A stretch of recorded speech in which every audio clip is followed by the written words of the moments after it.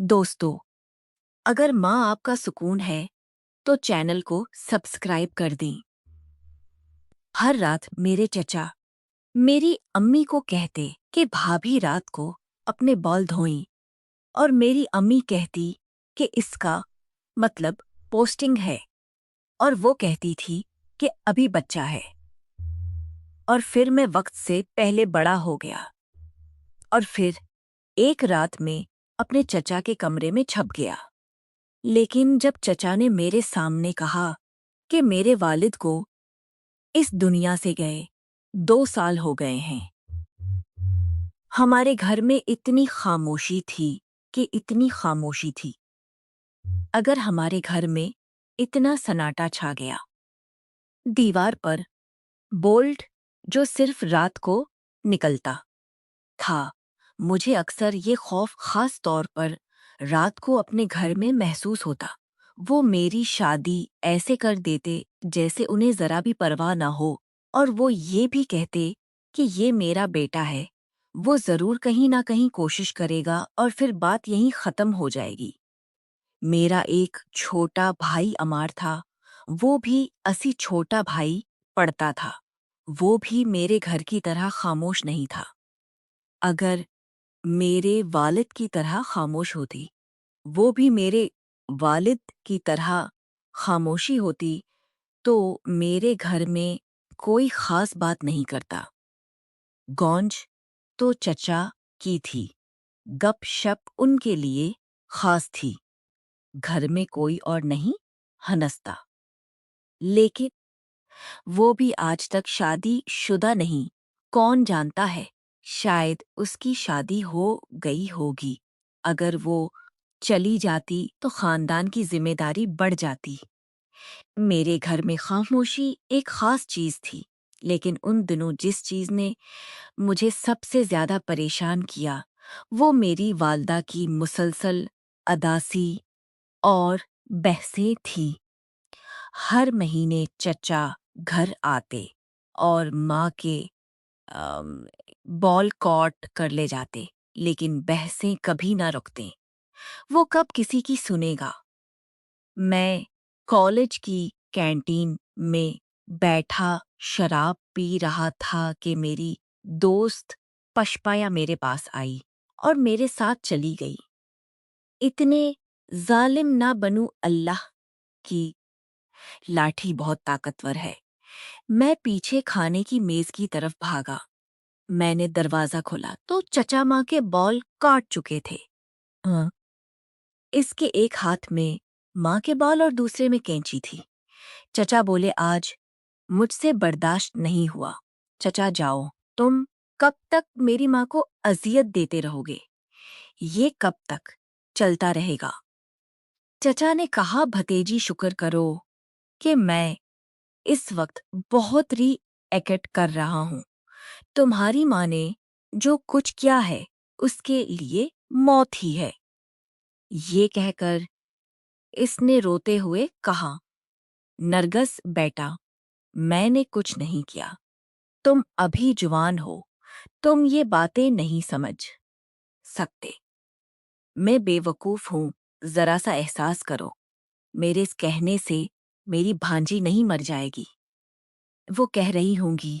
ये चचा कंघी रख कर मेरे पास आए और मेरे कंधे पर हाथ रखते हुए बोले, मेरी भांजी भी मेरे भाई की तरह बहादुर है। मेरा भाई भी बहुत बहादुर है। मुझे रोकते हुए उसने कहा, नरगिस, 1 मिनट रुको, मैं तुम्हारे तमाम सवालों का जवाब देना जरूरी समझता हूँ ताकि तुम सुकून से रहो, क्योंकि तुम्हें मालूम होना चाहिए कि इस घर में क्या हो रहा है। उसने उसने अलमारी से एक छोटा सा बैग निकाला और बेड पर बैठ गया और कहा, नरगिस तुम भी बैठो। मैं भी बेड पर बैठ गया। पापा ने उसमें कुछ तस्वीरें निकालें। उसने कहा, ये देखो, मुझे उम्मीद है आज के बाद आप मुझसे शिकायत नहीं करेंगे। मैं तस्वीरें देखता रहा और मेरे पैरों तले से जमीन निकल गई। मैं बैठकर खड़ा हो गया। मेरी आंखों पर यकीन नहीं आया कि मैं अभी तक तुम्हारी तस्वीर को देख रहा था। और उसने अपना बाजू पकड़कर कहा, ना का इच भी मालूम है तुम समझ नहीं रहे। चलो, यहाँ से चलो, और मैं तुम्हें दोबारा उस कमरे में नहीं देखना चाहता। मैंने एक झटके से अपने आप को पकड़ने की कोशिश की, लेकिन मैंने चलाया, खबरदार। माँ, मैं ये कह कर जा रहा हूँ कि रखो भाभी, मेरे पास और भी बहुत हैं। मैं सारी दुनिया को बताऊंगा कि मेरी भाभी कितनी शानदार औरत है। तुम जरा इंतजार करो। मैं अपने कमरे में गया और दरवाजा बंद कर लिया। मैं देर तक रोता रहा। मुझे यकीन नहीं आ रहा था कि मेरा दिल इतना भारी हो सकता है। मेरे वालिद को कितनी तकलीफ हुई होगी। मैं 3 दिन तक अपने कमरे में बंद रहा। मैं कॉलेज भी नहीं गया था। तीसरे दिन मेरी माँ कमरे में आई और कहने लगी, नरगस देखो, मेरी बेटी, मेरी प्यारी बेटी है। मैं तुम्हारा दिल हूँ। आप दिल पर हाथ रख कर सो गए। क्या आपका दिल ऐसा हो सकता है? फिर जो आवाज दिल से आए उसे सच समझो। और बेटा, इस तरह इंसाफ नहीं होता। इंसाफ तब होता है जब किस्मत मेरी बेटी के हाथ में हो। मैं 2 घंटे सोता और बाकी रात जाग कर गुजारता। मेरा दिल तो दिल है। मैंने दिल को बहुत तसल्ली दी, मगर ये आवाज कहीं से न आए। क्या मेरा दिल ऐसा हो सकता है? क्या मेरा दिल ऐसा हो सकता है? आधी रात थी। मैं उठकर पानी पीने चला गया। कमरे की खिड़की कदरे खुली हुई थी। मैंने खिड़की से अंदर देखा। मेरी माँ नमाज में बैठी थी, दुआ में हाथ उठाए और रो रही थी। मुझे अपनी माँ की इस हालत में देखकर बहुत दुख हुआ, लेकिन मैं उनके बारे में और कुछ नहीं समझ सका। उसने पैकेट उसने पैकेट मेरी तरफ बढ़ाया। उसने देसे लिया और दीवार पर चढ़ने लगा। ये देखकर मैं घर के अंदर घुस गया। ये सुनकर मैं ड्राइंग रूम में सोफे के पीछे छप गया और अपने कमरे में चला गया। मैं भी हाँ, सोफे के पीछे से उठकर अपने कमरे में चला गया। हाँ, मैंने दरवाज़ा बंद किया और अपने कमरे की खिड़की को खोलकर बाहर देखने लगा। मेरे कमरे की खिड़की के घर की पिछली तरफ से खुली हुई थी। वो अजनबी कौन था जो दीवार तोड़कर घर से निकल रहा था? बहस बेबस थी। क्या उसका ताल्लुक मेरी माँ से था? मेरे जहन में घंटियां बजने लगीं। मैं अगले जुमा का इंतजार कर रहा था। अगली जिंदगी में वो मेरे कमरे की सफाई कर रही थी।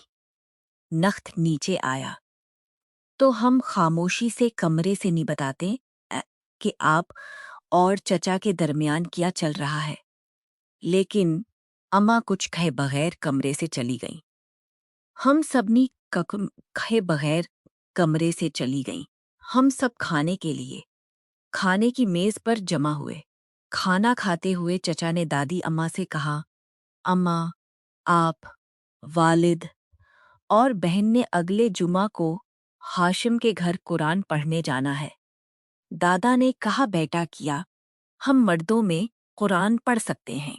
इनकी तरफ से भी इनकल ने हाँ कहा। रात को दादी अम्मा ने कहा, आप भी तैयार हो जाएं। इनकल ने कहा, अम्मा 1 मिनट रखें, मेरे दोस्त ने सिर्फ आपको बुलाया है। अबू और बाजी बेटा, में मोहल्ले से किसी को नहीं ले जा रहा। मैं सिर्फ अपनी बहू को ले जा रहा हूँ। इनकल, एक लड़का है। हम अगले जुमा को जाएंगे मैं कॉलेज नहीं जाऊंगा।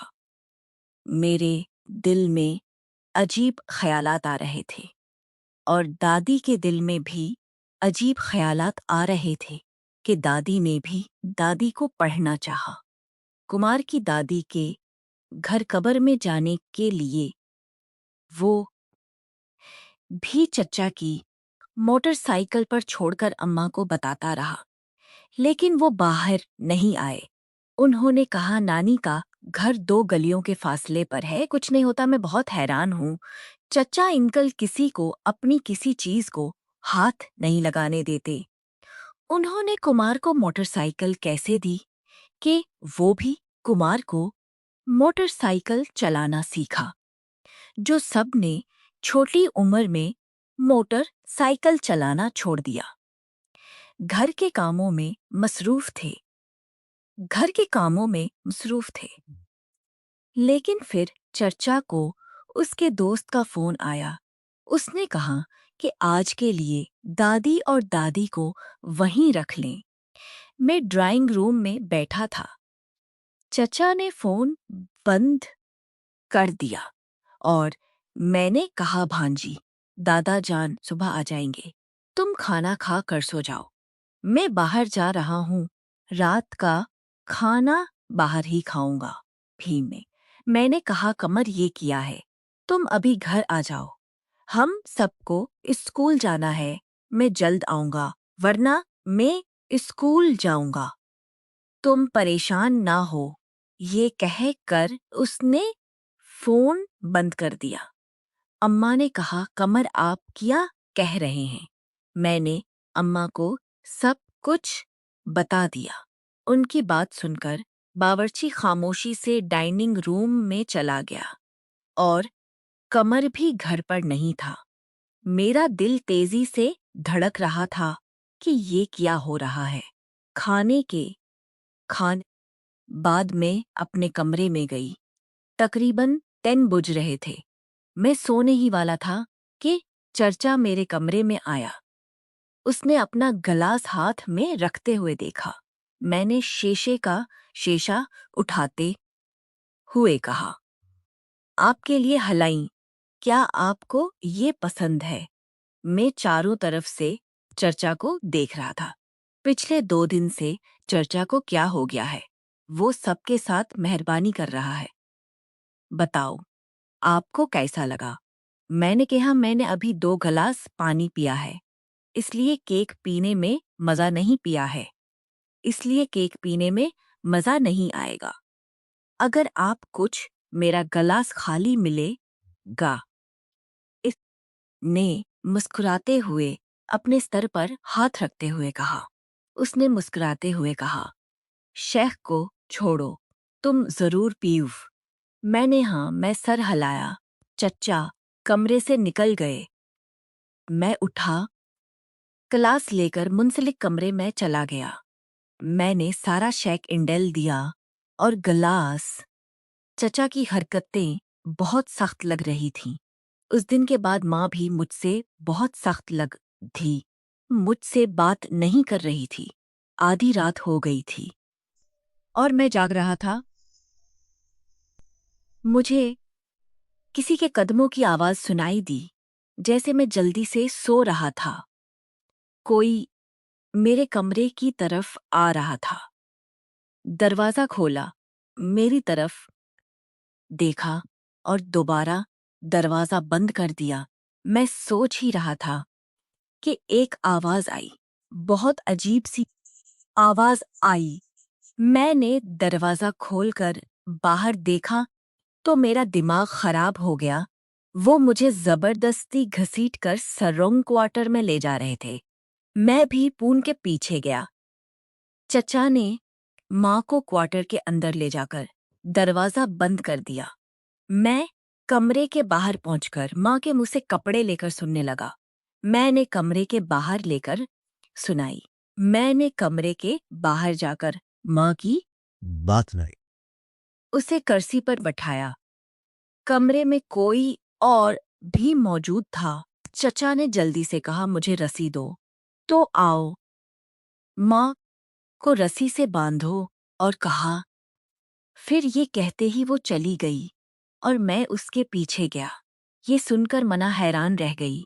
सुनगा कि शहनाज बेवी और उसके चचा ने कहा कि शहनाज बेवी, ये सारी दौलत और खुशहाली तुम घर में देख रही हो कि तुम मेरे भाई की मेहनत और स्टोर की वजह से ये सब सोच रहे हो कि तुम इसकी मेहनत से लुत्फ अंदोज हो रहे हो। सा ससर इकट्ठे चल रहे हैं।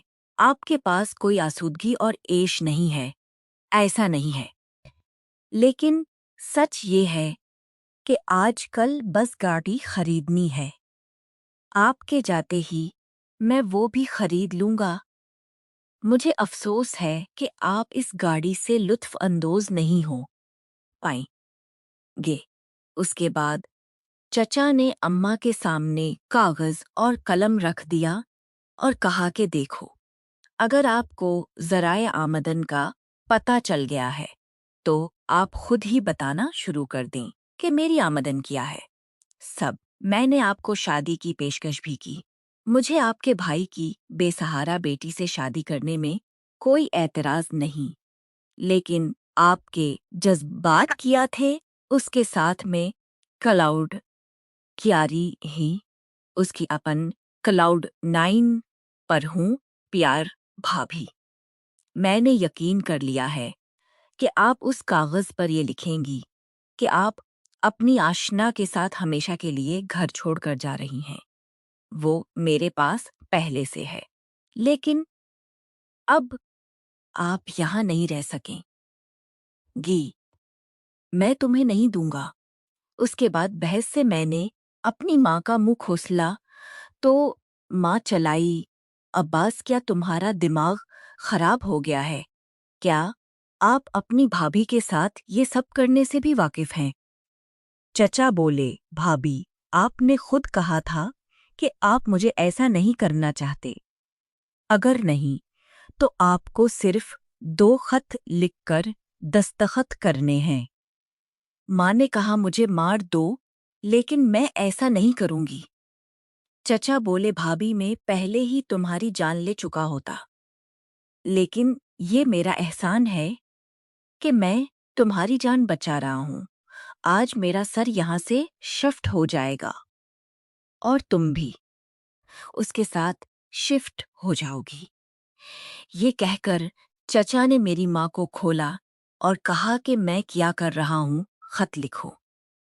अगर मैं फ़ोन करता तो चचा मेरी आवाज़ सुन लेते। मैंने इमरजेंसी मैसेज टाइप किया और मोबाइल फ़ोन छपा दिया।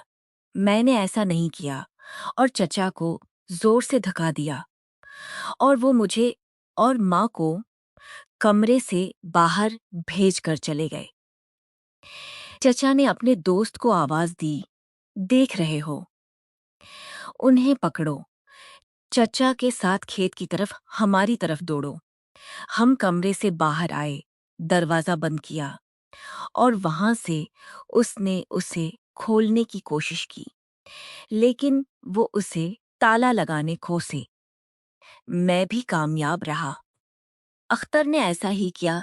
इसी दौरान चर्चा उठकर दरवाजे के करीब आया और आवाज दी कि भांजी, दरवाजा खोलो या मैं तुम्हारे शौहर की तस्वीरें सबको दिखाऊंगा। मैंने कहा, तुम तस्वीरें। चचा को उसके साथ गिरफ्तार कर लिया गया। जब माँ ने ऐसा करने से इनकार किया तो वो माँ का दुश्मन हो गया। माँ को रोकने के लिए उसने सोते हुए माँ की तस्वीर खींची और एक दूसरे के साथ मिलकर उसके बाल काट कर ब्लैकमेल करना शुरू कर दिया। घर की इज्जत खर रखी, घर की इज्जत खराब कर रही है। माँ के सब्र को सलाम। ये सब कैसे बर्दाश्त किया? वो सब कुछ छीन लेती हैं।